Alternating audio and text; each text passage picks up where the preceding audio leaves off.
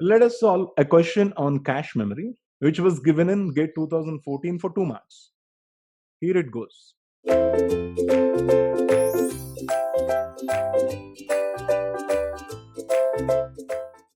An access sequence of cache block address is of length n and contains n unique block addresses.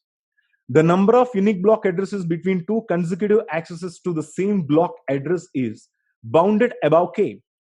What is the miss ratio if the access sequence is passed through a cache of associativity a greater than or equal to k? Okay, the associativity is greater than or equal to number of blocks. Exercising least recently used replacement policy. Okay, now let us see how to solve this question. If you can have a look at this question, the question looks complicated, but actually, as a matter of fact, it is very simple. Here, you just look for the actual question. What is the actual question? The miss ratio we are asked. What is the miss ratio?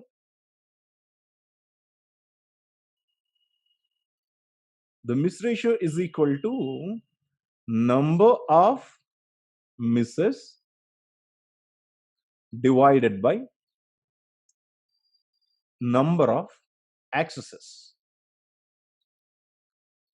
Right?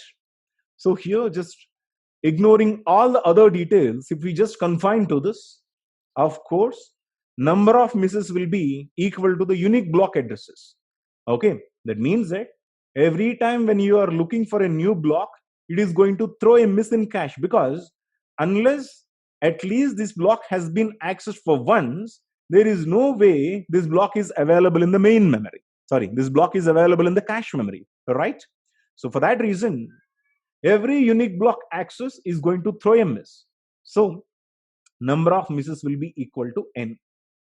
Okay, divided by number of accesses. What is the number of accesses? Number of accesses is equal to n.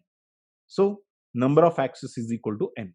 So the miss ratio in any system, regardless of the associativity and the other basic facts, will always be equal to the total number of misses divided by number of accesses. Every time when you're going to access a new block, that is going to throw a miss. Okay, total number of accesses will be equal to n as it is given in the question. Okay, so the answer is n divided by n. A is the correct option.